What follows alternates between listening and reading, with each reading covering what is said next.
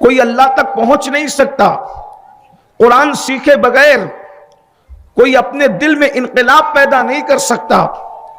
اگر آپ کو نماز پڑھنا ہے تو قرآن پڑھنا پڑے گا، کسی کی میت ہو گئی تو قرآن پڑھنا پڑے گا، کسی کو ایصال ثواب کرنا ہے تو قرآن پڑھنا پڑے گا، اگر کوئی بیمار ہے تو قرآن پڑھنا پڑے گا۔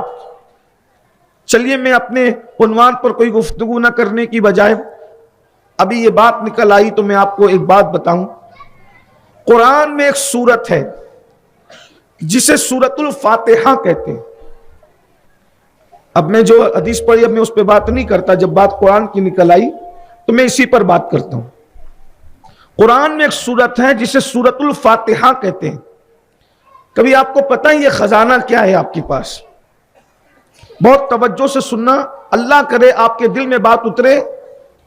میں آپ کو اس وقت پوری ذمہ داری کے ساتھ دنیا اور آخرت کی کامیابی کی چابی دے کر کے جا رہا ہوں، صرف یقین کی ضرورت ہے، یقین کی ضرورت ہے۔ سورہ فاتحہ کیا ہے؟ جسے الحمد کی سورت کہتے ہیں، جو مسلمان کا بچہ بچہ جانتا ہے۔ پوری دنیا میں سورہ فاتحہ، پوری دنیا میں کوئی چیز اتنی نہیں پڑھی جاتی جتنی سورہ فاتحہ پڑھی جاتی ہے۔ آپ کو میں بتاتا ہوں کیسے۔ پوری دنیا میں 2 ارب مسلمان ہیں۔ کتنے مسلمان ہیں؟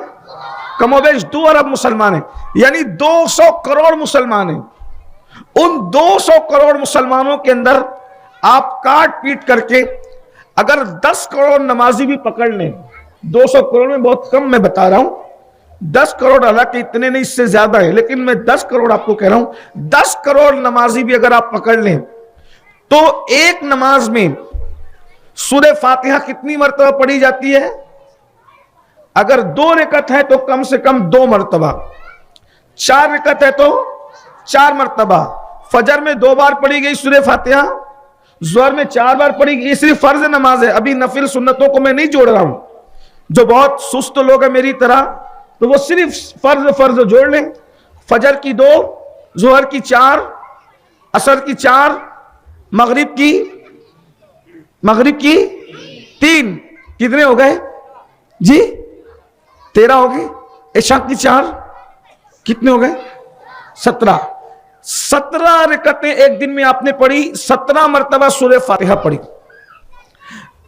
10 کروڑ لوگ نے ایک دن میں 17 مرتبہ سورہ فاتحہ پڑھی۔ کتنی بار سورہ فاتحہ پڑھی گئی؟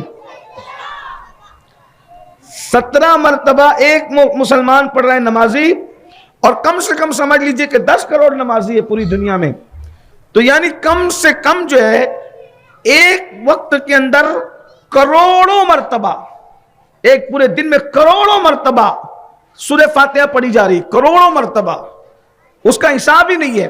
سورہ فاتحہ سے زیادہ کوئی سورت نہیں پڑھی جاتی، سورہ فاتحہ سے زیادہ کوئی چیز نہیں پڑھی جاتی، یہ سورہ فاتحہ ہے۔ پھر اس سورہ فاتحہ کا حال یہ ہے، اگر کوئی غمگین پڑھے اس کا غم دور ہو، اس کی ضمانت رسول اللہ نے دی ہے۔ کوئی بیمار پڑھے اس کی شفا کی بشارت مصطفیٰ جان رحمت نے عطا فرمائی ہے۔ اگر پانی پہ دم کر کے کسی کو پلا دو، اللہ اسے شفا عطا فرمائے۔ کوئی ظالم حکمراں سامنے ہو، اپنی بات نہیں مانتا، اس کا چہرہ دیکھ کر سورہ فاتحہ پڑھ دو، اللہ تبارک و تعالیٰ اس کو آپ کے سامنے مسخر کر دے گا، ڈھیر کر دے گا۔ یہ سورہ فاتحہ کیا ہے؟ اس کو سورۃ الدعا کہتے ہیں، اس کو سورۃ الشفا کہتے ہیں، اس کو سبع مثانی کہتے ہیں، اس کو ام الکتاب کہتے ہیں۔ یہ سورہ فاتحہ کیا ہے؟ توریت، انجیل، زبور اور جتنے صحیفے مصطفیٰ جان رحمت سے پہلے اللہ نے نبیوں پر نازل فرمائے تھے، وہ سارے صحیفوں، ساری کتابوں کو سمیٹ کر ایک قرآن میں جمع کر دیا اللہ نے، اور پورے قرآن کو اللہ تبارک و تعالیٰ نے سمیٹ کر کے ایک سورہ فاتحہ کے اندر جمع فرما دیا۔ اس کو ام الکتاب بھی کہتے ہیں، ام الکتاب یعنی یہ کتاب کی ہے، یہ کتاب کی اصل ہے، یہ کتاب کتاب کی ماں ہے. اللہ اکبر. اس کو فاتحۃ الکتاب بھی کہتے ہیں. یہ سورہ فاتحہ کیا ہے؟ اللہ اکبر، یعنی کتاب کی شروعات ہے. جس وقت سورہ فاتحہ نازل ہوئی شیطان چیخ چیخ کر کے رویا اور اس نے کہا امت محمدیہ کبھی ہلاک نہیں ہو سکتی. پورا قرآن نازل ہوا، شیطان اس وقت نہیں رویا. سورہ فاتحہ نازل ہوئی تو شیطان رویا چیخ چیخ کر اور اس نے کہا اگر اللہ امت محمدیہ کو ہلاک کرنا چاہتا تو ان کو سورہ فاتحہ کبھی عطا نہ فرماتا. یہ سورہ فاتحہ ہے. سورہ فاتحہ یہ ہے. اب آئیے سورہ فاتحہ کی بات، قرآن کی بات آ گئی تو سورہ فاتحہ کی بات. سورہ فاتحہ کیا ہے؟ سورہ فاتحہ پڑھنے پر کتنا ثواب مل سکتا ہے انسان کو؟ آپ کا دماغ کیا کہتا ہے؟ کتنا ثواب مل سکتا ہے؟ میں اپنی طرف سے نہیں کہتا، سرکار غریب نواز کی یہ محفل ہے، ان کے ملفوظات میں سے ایک ملفوظ پڑھنا چاہتا ہوں کہ سورہ فاتحہ پڑھنے پہ ثواب کتنا ملے. آپ کے دماغ کے تالے کھل جائیں. میں صرف نقل کر رہا ہوں، اس ملفوظ کو بیان کر رہا ہوں ان کے ملفوظات سے، آپ کی عقل دنگ رہ جائے گی. پہلی بات تو یہ، صحابہ کرام کسی کو سانپ کاٹ لے تو سورہ فاتحہ پڑھ کے دم کرتے، بچھو کاٹ لے تو سورہ فاتحہ پڑھ کے دم کرتے. ہم کو کوئی منتر جنتر یاد کرنے کی ضرورت ہی نہیں ہے. سورہ فاتحہ. سرکار فرید ملت والدین ہمارے بابا سرکار بابا فرید کی بارگاہ میں ایک عورت آئی اور وہ عورت آئی، آنے کے بعد کہنے لگی سرکار میری بیٹی کی شادی ہے اور ابھی تک انتظام نہیں ہوا، تو کچھ انتظام کر دیجیے. بابا فرید رحمت اللہ علیہ نے فرمایا کہ وہ مٹی کا ڈھیلا اٹھا کے لائی. ادھر وہ مٹی کا ڈھیلا اٹھا کے لائی، آپ نے سورہ فاتحہ پڑھی، دم کر دیا اور کہا کہ مٹھی بن کر اور گھر جا کے کھولنا. اس نے جیسی گھر جا کے کھولا تو وہ مٹی کا ڈھیلا سونا بن گیا تھا. آج کل کے چھوکرے اس کا مذاق اڑاتے ہیں کہ یہ کیسے ہو سکتا ہے. میں نے کہا جس دن فرید سامنے آئے گا اس دن سب ہو سکتا ہے. آج تمہارے درمیان فرید نہیں ہے نا، اس لیے تم کو یہ اچھمبا لگ رہا ہے. مثال کے طور پہ اگر میں کسی کو یہ کہہ دوں کہ بن موسم کے پھل تمہارے حجرے میں آئیں گے تو لوگ کہتے ہیں یہ کیسے ہو سکتا ہے. میں نے کہا نہیں ہو سکتا، اس لیے کہ تم مریم نہیں ہے. جس دن تم مریم بن جائے تیرے حجرے میں بن موسم کے پھل آ جائیں گے، کیونکہ قرآن کہہ رہا ہے نا. قرآن نے کہا کہ حضرت مریم کے حجرے میں بن موسم کے پھل موجود تھے. میں اگر کہہ دوں کہ جب تو سوئے گا تو کتا تیری رکھوالی کرے گا اور اگر تو 300 سال تک بھی سوتا رہا تو کتا تیری رکھوالی کرے گا، مذاق اڑائیں گے کیا بیوقوفی کی باتیں. میں نے کہا تو اصحاب کہف نہیں ہے. اگر تو اصحاب کہف بن جائے تو کتا تیرے دروازے پر 309 سال تک کے بیٹھ سکتا ہے. بات یہ نہیں ہے کہ نہیں ہو سکتا، سب ہو سکتا ہے، ہو سب سکتا ہے. اس لیے کہ کرنے والی ذات صرف اللہ کی ہے. ہو سب سکتا ہے. کیوں؟ آگ گلزار بن سکتی ہے، اس کے لیے ابراہیم چاہیے. دریا میں راستہ بن سکتا ہے، اس کے لیے موسیٰ چاہیے. لکڑی اژدہا بن سکتی ہے، اس کے لیے دستے موسیٰ چاہیے. اندھوں کی آنکھوں پہ ہاتھ رکھو تو اندھوں کو آنکھ مل جاتی ہے، اس کے لیے دستے عیسیٰ چاہیے. ٹھوکر لگا کے کم بسم اللہ کہو تو مردہ زندہ ہو جائے گا، اس کے لیے مسیح حضرت عیسیٰ چاہیے. بات یہ ہے کہ کرنے والی ذات صرف اللہ کی ہے، لیکن ذریعہ جس کو بنایا جاتا ہے وہ مردود لوگ نہیں ہوتے بلکہ محبوب لوگ ہوتے ہیں. اب آپ لوگوں کو ہماری بات اس لیے ہضم نہیں ہوتی کہ تم لوگ مردود لوگوں کے دور میں جی رہے ہو. الا ماشاءاللہ اب محبوب لوگ بہت کم بچے ہیں. بھائی وہ محبوب کیسے ہو سکتا ہے جس کے پیٹ میں حرام لقمہ ہے؟ جس کے پیٹ میں لقمہ حرام ہے وہ محبوب کیسے ہو سکتا ہے؟ اس لیے کہ جس کے پیٹ میں حرام لقمہ ہوگا اس کی تو 40 دن تک عبادت ہی قبول نہیں ہے. جس کی عبادت مردود ہو وہ کتنا بڑا مردود ہوگا. غور کیجئے جملے پر، جس کی عبادت قدرت مردود کر دے وہ کتنا بڑا مردود ہوگا. اور مردود ہونے کے لیے ایک ہی لقمہ کافی ہے. انسان کو مردود بنانے کے لیے ایک ہی حرام کا لقمہ کافی ہے کہ وہ مردود. جب اس کی عبادت مردود ہو رہی ہے تو وہ محبوب کیسے ہو سکتا ہے؟ ایک لقمہ کھایا حرام کا. اب بتاؤ کیا کھا رہے ہو؟ سود کے پیسے لیتے ہو، سود دیتے ہو، چوری کر کے کھاتے ہیں لوگ. رشوت لیتے ہیں، رشوت دیتے ہیں، رشوت لینا رشوت دینا تو کوئی بات ہی نہیں رہ گئی، نشہ بیچتے ہیں، نشہ خریدتے ہیں، یہ سب حرام ہے۔ بتائیے نا، مردود لوگوں کی جس کی عبادت مردود ہے وہ محبوب کیسے ہو سکتے؟ صرف محبوب بن کر دیکھ سورہ فاتحہ کی تاثیر کیا ہے۔ جس زبان پر گالی ہوگی وہ زبان محبوب کیسے ہو سکتی؟ کیونکہ سرکار غریب نواز رضی اللہ تبارک و تعالیٰ نے ارشاد فرماتے ہیں، جس نے کسی مسلمان کو گالی دی مرتے وقت اس کی زبان پہ کلمہ طیبہ نہیں آ سکتا، نہیں آئے گا موت کے وقت۔ میری مائیں اور بہنیں موجود ہیں، کتنی گندی گندی گالیاں عورتیں اپنی بیٹیوں کو دیتی ہے۔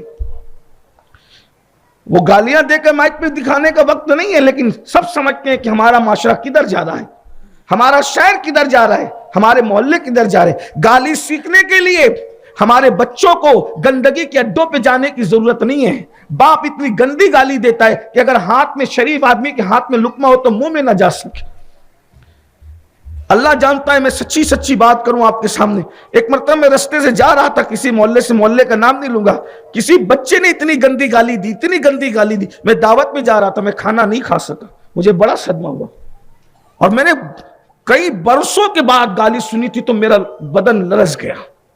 ایسی گندی گالی، کسی کو کتا بلہ کہہ دو نا، یہ گالی ہے اسلام میں، یعنی کسی انسان کو کتا بلہ کہہ دیا یہ گالی ہے۔ ایسی گالی دینے والے کی زبان پہ کلمہ نہیں آئے گا، جو ماں بہن تولتے ان کی زبان پہ کلمہ کب آئے گا؟ میں تو نمازیوں کو بھی گالی دیتے دیکھ رہا ہوں، ہمارے یہاں معاشرے کے اندر حاجیوں کو بھی گالی دیتے دیکھ رہا ہوں، دینداروں کو بھی گالی دیتے ہو۔ گالی دیتے کیوں ہو؟ اسلام میں گالی نہیں ہے۔ ایک صاحب نے ایک صحابی کو گالی دی، حضور علیہ السلام نے فرمایا، اب گالی کیا تھی بھائی؟ میں وہ گالی آپ کے سامنے بیان کروں، آپ کو حیرت ہوگی کیا گالی تھی۔ ایک صاحب نے ایک صحابی کو کہا، او ختنہ کرنے والی کے بیٹے، غور کیجیے، یہ گالی ہے، اسلام میں گالی ہے نا، لیکن عبرت کے لیے کہہ رہا ہوں، جنہوں نے کہا تھا میں ان کے لیے نہیں کہہ رہا ہوں کہ یہ گالی ہے، لیکن گالی کی جو تعریف ہے وہ یہ ہے کہ کسی کو اس کی عظمت سے گرا کر کے کہنا یہ گالی ہے۔ جیسے انسان کو بندر کا تو گالی ہو گئی، انسان کو کتا کا تو گالی ہو گئی، انسان کو سور کا تو گالی ہو گئی، لیکن اگر سور کو سور کا تو گالی نہیں ہوگی۔ اس کا مطلب منصب سے کسی کو ہٹا دیا تو یہ گالی، اس معنی میں کہہ رہا ہوں، میری بات یاد رکھنا۔ اوکے، ایک صاحب نے بزرگ نے ایک صاحب کو گالی دی اس اعتبار سے ان کا منصب وہ نہیں، ظاہر سی بات ہے، منصب صحابیت، پھر منصب صحابیت، ولایت اور قطبیت سب نیچے رہ جاتی ہے، صحابیت وہ منصب۔ ارے کیا منصب ہے صحابیت کا؟ منصب کیا ہے؟ اللہ اکبر، کیا مرتبہ ہے اصحاب کا۔ میرے بھائیوں، جنہوں نے اپنی ماتھے کی آنکھوں سے رسول اللہ کو ایک نظر دیکھا وہ صحابی ہو گئے، اور آقا نے فرمایا ان پر جہنم کی آگ حرام ہو گئی، اور ان میں اتنا اثر پیدا ہو گیا کہ اب ان کو بھی جو ایمان کی حالت میں دیکھ لے اس پر بھی جہنم حرام ہو۔ یعنی صحابہ کی زیارت بھی جہنم سے بچانے والی ہے۔ یہ صحابہ ہے، حضور اکرم صلی اللہ علیہ وآلہ وسلم کے صحابہ، ہائے ہائے۔ اور ایک بات یہاں یاد آ گئی، اور حضرت عارف رومی کہتے ہیں، یک ساعت صحبت با اولیاء، عارف رومی کہتے ہیں یک ساعت صحبت با اولیاء بہتر از 100 سالہ طاعت بیریا۔ ایک لمحہ ولی کی صحبت میں جو بیٹھ گیا اس کو 100 سال کی طاعت بیریا سے زیادہ ثواب عطا کیا جاتا ہے۔ بھائیو، جو ولی کے ساتھ ایک سیکنڈ بیٹھ جائے 100 سال کی عبادت نہیں، اطاعت بیریا جو 100 سال کی ہے اس سے زیادہ اس کو اجر عطا کیا جاتا ہے۔ ارے ولی کیا ہے؟ نبی کی نالین پر جو مٹی بیٹھی ہوئی ہے اس کے برابر بھی اولیاء اپنے آپ کو نہیں سمجھتے۔ جب ولی کے ساتھ بیٹھنے والے کا یہ مقام ہے بہتر از 100 سالہ طاعت بیریا، تب اس صدیق اکبر کا مقام میں کیسے بیان کروں جو رسول اللہ کے ساتھ بیٹھا کرتے تھے، اور صرف بیٹھا نہیں کرتے تھے بلکہ وہ تو آج بھی مصطفیٰ کے ساتھ لیٹے ہوئے ہیں۔ ارے ولی کے ساتھ جو بیٹھ جائے اس کا یہ مرتبہ ہے، جو مصطفیٰ جان رحمت کے ساتھ قیامت تک لیٹ جائے اس کا مرتبہ کون بیان کرتا؟ یہ وہ لوگ ہیں۔ تو ایک بزرگ نے کہہ دیا، او ختنہ کرنے والی کے بیٹے، انہوں نے حضور سے شکایت کر دی۔ آقا نے جواب کیا تھے، जाहिलियत के दौर की आदतें तुम में अब भी मौजूद है। यानी गाली देना ये मुसलमान का काम नहीं है, क्योंकि जाहिलियत के दौर से मुराद अनपढ़ नहीं लिया जाता, जाहिलियत के दौर से मुराद आलम कुफ्र लिया जाता है। तो आका ने क्या फरमाया, दौरे जाहिलियत यानी कुफ्र के जमाने में जो लोग गंदे काम करते थे वो अभी भी तुम लोगों के अंदर बाकी है। गाली देना, ये गाली देना मोमिन की शान, मोमिन गाली नहीं देता, मोमिन की शान ही नहीं। और जो गाली दे मोमिन होकर, उसकी जबान पे कलमे तैयबा मरते वक्त जारी नहीं होता, अपना नुकसान है। बच्चों को गाली मत दो, सुधरो, सौरो, तकरीरें सुनते हो बदलते नहीं, भीड़ इकट्ठा करते हो तब्दील नहीं होते हो, बदलो, क्योंकि कब्र में जाना है, मरना है। और मरते वक्त जिसकी जबान पे कलिमा नहीं आएगा उससे बढ़ करके बदनसीब कौन होगा? जो कलमे के बगैर मरे, जो कलमे से महरूम रह जाए, जो माज़अल्लाह कुफ्र पर मरे, उससे बढ़कर बदनसीब कौन होगा? मेरे भाइयों, ईमान पर जाने की फिक्र करो, कलमे को पढ़ते पढ़ते जाने की फिक्र करो। बल्कि यह भी याद रखना, आजकल तो लोगों का तकिया कलाम है, वो सबको गाली दे दे कर ही बात करते हैं, और लोग कहते हैं फला का तकिया कलाम गाली है। याद रखना, जो जुमले आप जिंदगी में जितना ज्यादा बोलते थे, मरते वक्त तो वही जबान पे जारी होगा। एक बुजुर्ग ने लिखा कि एक बुढ़ा मर रहा था, उसने जिंदगी में कभी कलमा नहीं पढ़ा, अच्छी बात नहीं कि वो लीमू का कारोबार करता था, 2 रुपये का लीमू, 4 रुपये का लीमू, 2 रुपये का लीमू, 4 रुपये, वो यही मरते वक्त सकरात में कह रहा है। उसको लोग कलमे की तलकीन करते हैं, कलमा नहीं आया। फकी अब्दुल्लाह समरकंदी लिखते, एक मर रहा था, मरने वाला मरते मरते कह रहा था, हम्माम वाली कितनी अच्छी थी, हम्माम वाली कितनी अच्छी, हम्माम वाली कितनी अच्छी, मरते मरते हम्माम वाली कितनी। लोग हैरान थे, ये क्या क्या किस्सा है भाई हम्माम का? ये आसान नहीं है। दुनिया में बात समझ समझ के करो, मोहतात करो, सोच सोच के करो, मरते वक्त तो वही जबान पे आएगा भाई, वही आएगा जबान पे जो ज्यादा बोलते हो। आदमी को जब बेहोश करते ना, बेहोश करते, कभी तजुर्बा करके देख, बेहोशी के वक्त इंसान जो सोचता है वही बोलता है, बेहोश करने से पहले जो जबान पर आता है वही बोलते बोलते वो होश में आता है। यही तो बात है, जो करते हुए सोओगे वही करते हुए उठोगे, जो करते हुए मरोगे वही करते हुए उठोगे। इसलिए अच्छी अच्छी बातें किया करो, ताकि कब्र से उठो तो कलमा पढ़ते उठो, दुरूद पढ़ते उठो, जिक्र रसूल करते उठो, जिक्र मुस्तफ़ा जान रहमत सल्लल्लाहु अलैहि वसल्लम करते उठो। मैं सो जाऊं या मुस्तफ़ा कहते कहते, खुले आग सल्ले अला कहते। कुछ लोग कहते हैं हमारा कौन क्या बिगाड़ सकता है? भाइयों, किसी का कोई कुछ नहीं बिगाड़ता, लेकिन अल्लाह की पकड़ सकते। इन्ना बत्शा रब्बिका लशदीद, तेरे रब की पकड़ बड़ी सख्त। अच्छी बात करो, गीबतें ना करो, चुगलियां ना करो, किसी की बुराई ना करो, वरना मरते वक्त तो किसी की बुराई जुबान पे आएगी तो क्या होगा? तो एक शख्स फकी ने लिखा है, फकी अबुल बड़े आदमी है, उन्होंने लिखा तकरीबन आज से मेरी अपनी मालूमात के मुताबिक 1200 साल या 1100 साल पहले के बुजुर्ग फकी अबुल समरकंदी रहमतुल्लाह, 3री-4री सदी के ये बुजुर्ग हैं, बड़े आदमी। फिक़्ह हनफी की तारीफ मुकम्मल नहीं हो सकती जब तक कि फकी अबुल समरकंदी का जिक्र ना है। इतना बड़ा फकी है, और जितना बड़ा फकी है उतना ही बड़ा मुहद्दिस है, जितना बड़ा मुहद्दिस है उतना ही बड़ा सूफी है। इसलिए फकी से मुझे बहुत प्यार, मैं अक्सर फकी की किताबों को बतौर वजीफा पढ़ने की कोशिश करता हूँ, और फकी की किताबों ने मुझे बहुत फायदा पहुंचा। बड़े आदमी, बहुत बड़े बुजुर्ग, मुझे फकी की किताब जहां से मिल जाती मैं उसको उठा लेता हूँ। बड़ी चाशनी है फकी की किताब। इमाम गजाली, इमाम राजी, शेख शहाबुद्दीन उमर सोहरवर्दी, ये लोग उनसे हवाले लेते हैं। ये फकी वो आदमी है। फकी लिखते हैं कि एक आदमी मर रहा था तो कह रहा था हम्माम वाली कितनी अच्छी। हम ये जो लड़के छोकरे बैठते हैं ना, तो बैठते वक्त ये गुनाह का तस्करा करते हैं। कुछ मर्द लोग भी गुनाह का तस्करा करते हैं पूरी जिंदगी, कह के अरे यार मैं जब ऐसा था तो वो ऐसा था, उससे ये लड़ गया था, उससे वो हो गया था, उसके साथ वो गुनाह किया था, उसके साथ। ये फखरिया कहते हैं। मरोगे तो क्या होगा जरा सोचो, गौर कीजिए। मरते वक्त कलमा नहीं आ रहे, सब कह रहे कलमा पढ़ो भाई, तो कहता है वो हम्माम वाली कितनी अच्छी, वही, और हम्माम वाली कितनी अच्छी थी यही कहते कहते मर गया। तो लोगों को फिक्र हुई कि भाई ये मुअम्मा क्या है हम्माम वाली का, तो उस वक्त उसके दोस्तों से कहा कि कसम देकर कहते हैं कि लोगों को इबरत तो जरा ये हम्माम वाली का मसला क्या है। तो कहा बात यह है कि एक औरत थी, बहुत खूबसूरत थी, उसको हम्माम में जाने की, मुसाफिर थी वो, उसको हम्माम में जाने की जरूरत थी। तो वो पूछते पूछते इसके पास आ गई कि हम्माम किधर है। ये आदमी मुसाफिर होता है तो इस्तिंजा वगैरह की हाजत तो लगी जाती है, तो जरूरत पेश ही आती, तो हम्माम किधर है। तो उसने उसकी खूबसूरती को देख करके कहा हम्माम इधर और अपने कमरे में घुसा लिया और दरवाजा बंद कर लिया।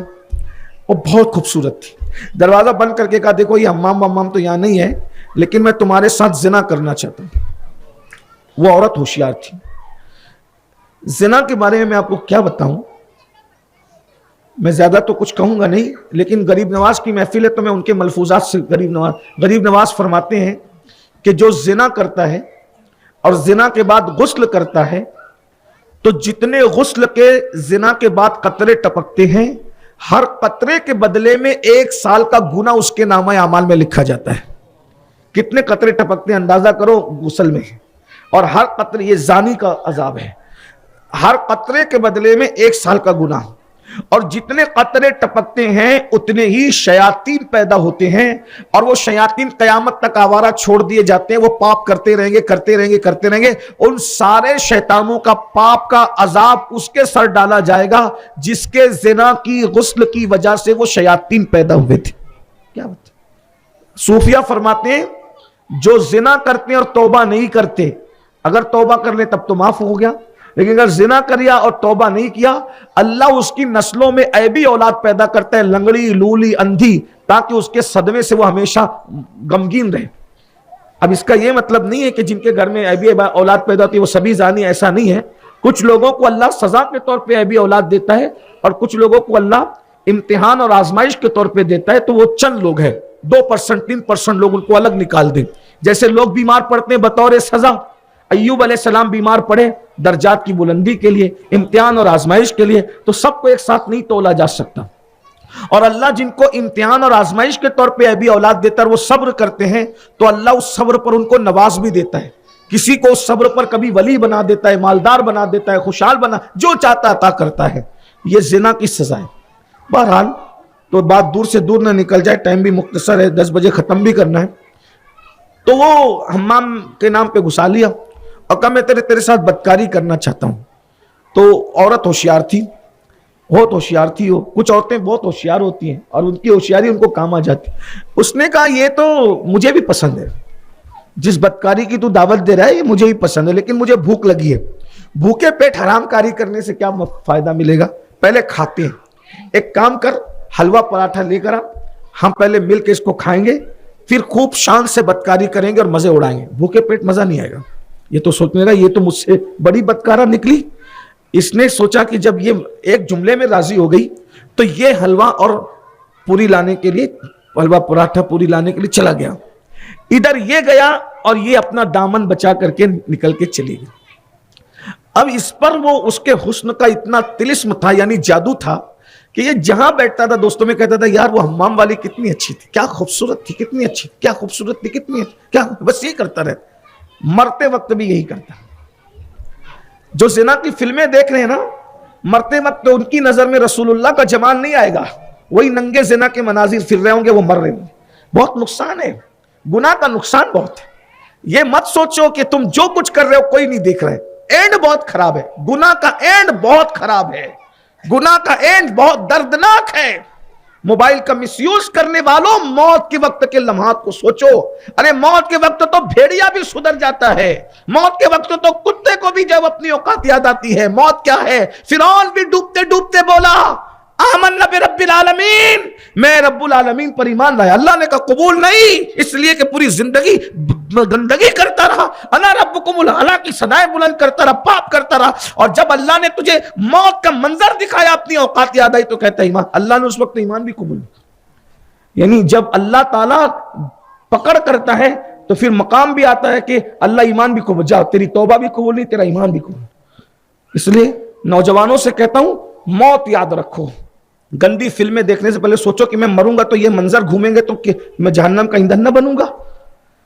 कोई जुमला कहने से पहले ये गंदी गंदी गजलें, गंदे गंदे गाने जो गाते हो, अल्लाह न करे अगर जबान पे गाना आ गया तो, गंदी गजल आ गई तो, कलमात कुफ्र आ गए तो, चले इस बात को समेटता हूं, तो पेट में हराम होगा, जबान पे हराम होगा, कान हराम सुनेंगे, महबूब नहीं बन, महबूब बनो अल्लाह के। बाबा फरीद सरकार ने सूरह फातिहा पढ़ी और दम किया, और दम करने के बाद उसको कहा घर जाके खोलना। उस बूढ़ी औरत ने खोला। इंसान तो लालची होता है, उसने देखा कि सोना। अब वो इतना सा ढेला जो था वो सूरह फातिहा, अच्छा बाबा ने जोर से पढ़ा, بابا فرید ہے. بابا فرید وہ ہے جب نوجوانی میں چلا کر رہے تھے تو غریب نواز قطب الدین بختیار کاکی سرکار سے ملنے گئے تھے. تو سب مرید ملنے آئے غریب نواز کے کہ دادا پیر آئے دادا پیر آئے. بابا فرید ملنے نہیں ہے. تو سرکار غریب نواز نے کہا کہ وہ مسعود کدھر ہے؟ ان کا اصل نام مسعود ہے. مسعود کدھر ہے؟ فرید ان کا نام نہیں ہے, یہ لقب غریب نواز نے عطا کیا. کہا مسعود کدھر ہے؟ تو کہا حضرت وہ تو چلے میں بیٹھا ہوا ہے, ریاضت پر مجاہدے کر رہا ہے. تو کہا کہ وہ نہیں ملے گا؟ تو کہا ابھی بلاتا ہوں. کہا نہیں, اس کو نہیں بلانا, ہم خود جائیں گے وہاں. دیکھ رہے ہیں یہ بابا, میرے بابا صاحب, بڑے عظیم بابا, اللہ اکبر. بابا فرید ہے. میں کیا عرض کروں, سب سنابل میں جو لکھا ہے بابا فرید کے لیے کہوں تو آپ اٹھ کے بھاگ جائیں, لیکن پڑھنا ہے تو وہاں جا کے پڑھ لے بابا فرید کیا ہے. بہت ساری باتیں لوگ ہضم نہیں کر پاتے تو ہم بول بھی نہیں پاتے. یہ دستور زباں بندی ایک ایسا تیری محفل میں, یہاں تو بات کرنے کو ترستی ہے زبان. بہرحال جتنا ہضم کر سکتے اتنا ہی کہہ رہا ہوں. تو غریب نواز خود چل کر گئے. بابا صاحب بھوک اور پیاس اور ریاضت اور مجاہدے سے اتنا نڈھال تھے کہ کھڑے ہونے کی طاقت نہیں تھی. دیکھو مقبول ایسے بنتے ہیں, 3 ٹائم جو ہے وہ حرام پیٹ میں بھرو گے اور ڈکارے بھی نہیں لوگے تو کون مقبول. یہاں تو حلال بھی چھوڑ دیا ہے, اللہ کی رضا کے لیے حلال بھی چھوڑ, نہیں کھانا, جاؤ. روح کی غذا عبادت ہے, روح کو تار و تازہ کرے, جسم کو کمزور کرے, نہیں کھا رہے. جب دادا مرشد کو اور پیر و مرشد کو دیکھا تو اٹھ کے کھڑے ہونے کی کوشش کی, گر گئے زمین, نہیں کھڑے ہو پائے. لیکن گرے بھی تو کس شان سے, بمشکل تمام 17-18 سال کی عمر تھی, اس سے زیادہ. یہ مجاہدے طے کر رہے تھے, ریاضتیں کر رہے, گرے بھی تو کیسے, مرشد کے پیر پہ, اپنے آپ کو مرشد کے پیر پہ گرائے, قدم بوسی کی. آج کا ماحول بھی ایسا ہے کہ آج کل کے اسکول اور کالج کے لڑکوں کو قدم بوسی سے بھی تکلیف ہے. بولے یہ کہ تو شرک ہو گیا بھائی قدم بوسی. اور چھوکرے لوگوں, ایک قدم بوسی شرک نہیں ہے. ابو داؤد شریف کی حدیث ہے, صحابہ کرام رسول اللہ کے ہاتھ بھی چومتے تھے اور پیر بھی چومتے. سجدہ کرنا حرام ہے, پیر چومنا حرام نہیں. لیکن اب اسکول کے لڑکوں کو کون سمجھے, یہ بیچارے رہتے ہی گڑبڑ کے ماحول میں تو گڑبڑی والی بات کرتے. پڑھا لکھا آدمی جو ابو داؤد پڑھا ہے وہ تو ایسی بات نہیں کرے گا نا. بہرحال وہ قدم چومے مرشد کے اور دادا مرشد کے, اٹھنے کی طاقت نہیں تھی. تو سرکار غریب نواز نے کہا بابا کتب اس کا معاملہ کیوں آپ نے لیٹ کر تاخیر کر رکھا ہے, اس کو نواز دو نا. تو غریب نواز کہتے ہیں نواز دو نا, تو اب مرشد کے سامنے کیا نواز ہے. کہا سرکار آپ ہی کرم کر دیں. تو ایک بازو پکڑ کے غریب نواز نے اٹھایا اور دوسرا بازو پکڑ کے بابا قطب الدین بختیار کاکی نے اٹھایا. دونوں پکڑ کے اٹھا رہے تھے اور ولایت کی منزل پر پہنچا رہے. سرکار فرید پاک فرماتے ہیں نفلی عبادتوں سے وہ مقام نہ ملا جو دونوں نے بازو پکڑ کے اٹھایا تو اس مقام پر پہنچا.